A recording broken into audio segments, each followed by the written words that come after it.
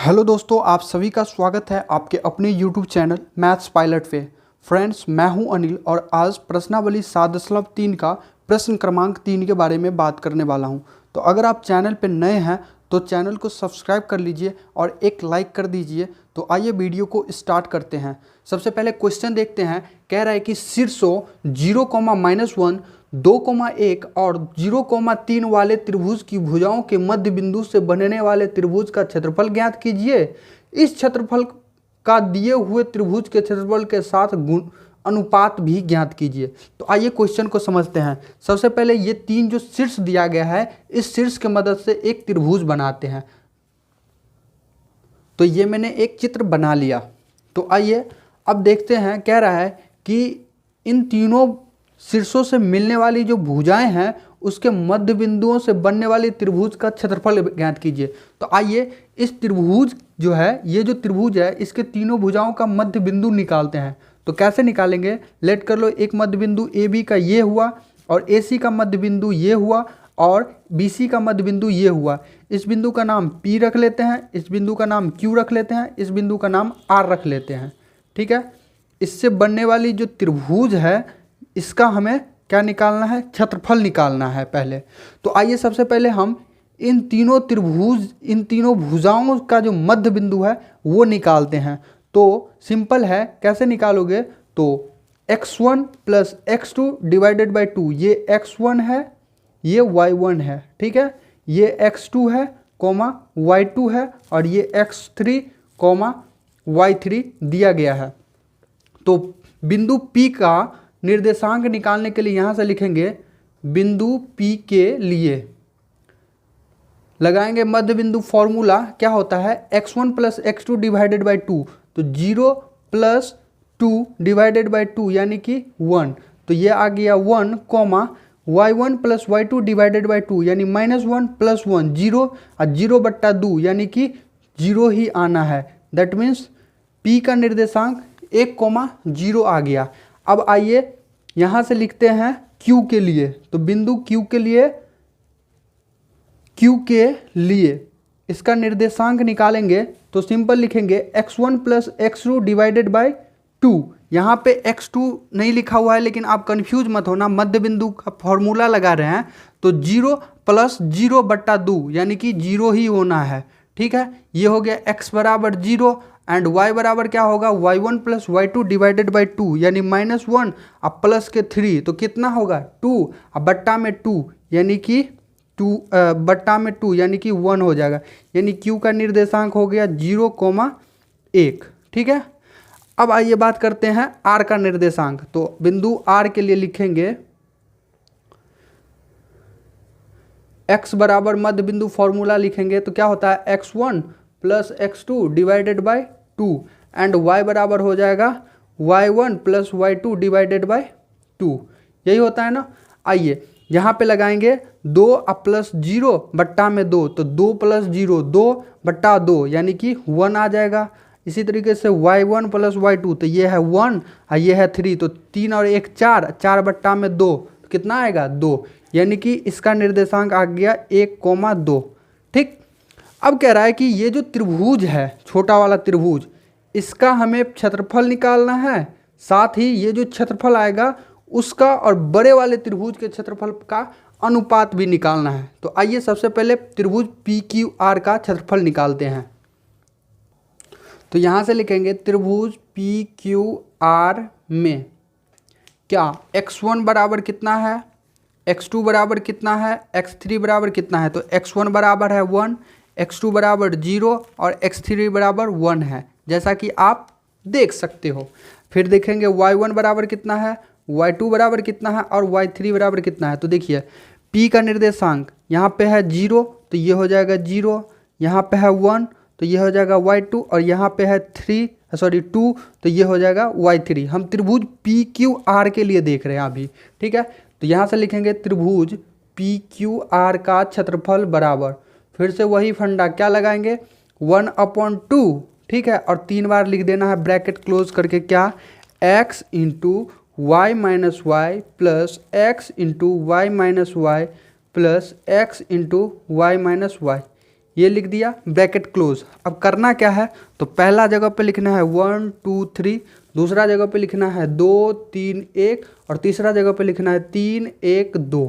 आइए लिखते हैं 1 2 3, यहाँ पे लिखेंगे 2 3 1, यहाँ पे लिखेंगे 3 1 2, यानी कि 1/2 into x1 into x2 minus x3 plus x2 into y3 minus y1 plus x3 into y1 minus y2, bracket close. आइए वैल्यू पुट करते हैं, तो लिखेंगे 1/2 x1 कितना है 1 इंटू y2 माइनस y3, तो y2 कितना है 1 माइनस y3 है 2, तो 2 प्लस x2 कितना है 0, तो 0 इंटू y3 माइनस y1, तो कितना है 2 माइनस 0, ये तो 0 इंटू समथिंग 0 ही होना है, लेकिन मैंने लिख दिया x3, तो x3 है 1 इंटू y1 माइनस y2, यानी कि 0 माइनस 1। आइए यहाँ से कैलकुलेट करेंगे 1/2 इंटू 1 में से 2 जाएगा तो -1 और -1 को 1 से मल्टीप्लाई करेंगे तो -1 प्लस ये तो 0 इंटू समथिंग 0 ही होना है प्लस 1, देखो 0 में से 1 जाएगा तो -1 और -1 को 1 से मल्टीप्लाई करेंगे तो -1 हो जाएगा। ठीक है, ये माइनस का 1 हो गया। अब देखो 1/2 इंटू -1 और -1 माइनस का 2 हो जाएगा, यानी कि 2 से 2 बैलेंस हुआ, ये आ जाएगा -1। अब एक चीज़ याद रखना, क्षेत्रफल जो होता है कभी भी ऋणात्मक नहीं होता है, यानी कि त्रिभुज PQR का जो क्षेत्रफल होगा वो कितना आ जाएगा 1 वर्ग मात्रक। ठीक है, अब आइए कह रहा है, क्वेश्चन को समझते हैं फिर से। कह रहा है कि ये जो क्षेत्रफल दिए हुए हैं त्रिभुज के क्षेत्रफल के साथ अनुपात ज्ञात कीजिए। तो त्रिभुज जो है, ये जो बड़ा वाला त्रिभुज है ABC, जैसा कि आप देख सकते हो, इस त्रिभुज का क्षेत्रफल निकाल के इन दोनों त्रिभुज का अनुपात निकालना है। तो आइए लिखते हैं यहाँ से त्रिभुज PQR में, यहाँ से लिखेंगे त्रिभुज PQR में क्या देखेंगे, x1 x2 x3 कितना है, y1 y2 y3 कितना है। तो यहाँ पे x1 है 0, x2 है 2 एंड x3 है 0, जैसा कि आप फिगर में देख सकते हो। किसमें, त्रिभुज ABC में, त्रिभुज ABC में। y1 देखो -1, y2 कितना है 1 एंड y3 कितना है 3। क्लियर। अब त्रिभुज PQR का क्षेत्रफल बराबर क्या होगा, तो मैंने अभी बताया था 1/2 लिख दो, ब्रैकेट क्लोज करके 3 बार लिखो, क्या x into y minus y plus x into y minus y plus x into y minus y, 3 बार लिख देना है। ठीक, उसके बाद क्या करना है, पहला जगह पे 1 2 3, दूसरा जगह पे 2 3 1, तीसरा जगह पे 3 1 2। आइए लिखते हैं 1 2 3, दूसरा जगह पे 2 3 1, तीसरा जगह पे 3 1 2। क्लियर। ओके, यहाँ से आ जाएगा 1/2 इंटू x1, तो x1 कितना है 0, तो 0 इंटू y2 माइनस y3, देखो 0 इंटू समथिंग 0 ही होना है, लेकिन हम यहाँ पे लिख देते हैं। y2 कितना है 1 माइनस y3 कितना है 3, तो 3 लिख दिया, ब्रैकेट क्लोज प्लस x2 कितना है आप देख सकते हो 1, y3 minus y1 bracket close करके, तो y3 है 3 माइनस y1 है -1, तो माइनस और माइनस प्लस हो जाना है, प्लस x3 है 0, तो 0 इंटू y1 माइनस y2, तो y1 कितना है -1 और y2 है 1, तो -1 लगा दिया, ब्रैकेट क्लोज। यहाँ से आ जाएगा, तो एक मिस्टेक मैंने कर दिया था, देखिए x2 की वैल्यू कितना है 2 है, तो मैंने 1 लिख दिया था। ठीक है, तो ये आप करेक्ट कर लेना से। तो फिर यहाँ से कितना हो जाएगा, 3 और 1 4, 4 दूनी 8। ठीक है, तो ये आ जाएगा 8 और 2 चौका 8, यानी कि ये आ गया 4 वर्ग मात्रक। ठीक है, ये आ गया बड़े वाले त्रिभुज का क्षेत्रफल। अब कह रहा है कि ये जो क्षेत्रफल PQR है उसका और त्रिभुज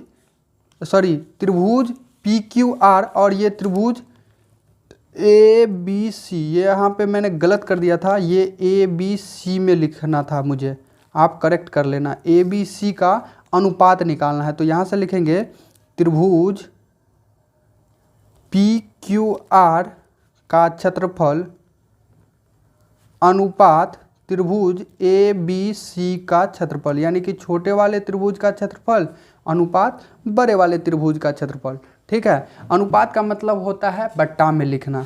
क्लियर? तो यहाँ पे पी क्यू आर का क्षेत्रफल बराबर आप देख सकते हो कितना आया था दोस्तों, तो एक वर्ग मात्रक। तो यहाँ से लिखेंगे 1 अनुपात त्रिभुज ए बी सी का क्षेत्रफल, जैसा कि आप देख सकते हो 4। तो ये आ गया आंसर। आई होप ये वीडियो आपको पसंद आ रहा होगा, समझ में आया होगा। अगर वीडियो आपको रियली समझ आ रहा है तो प्लीज़ वीडियो को लाइक कर दीजिए, और चैनल पे पहली बार आए हैं तो चैनल को सब्सक्राइब करके बेल नोटिफिकेशन को ऑन कर लीजिए। तो मिलते हैं नेक्स्ट वीडियो में, तब तक के लिए गुड बाय।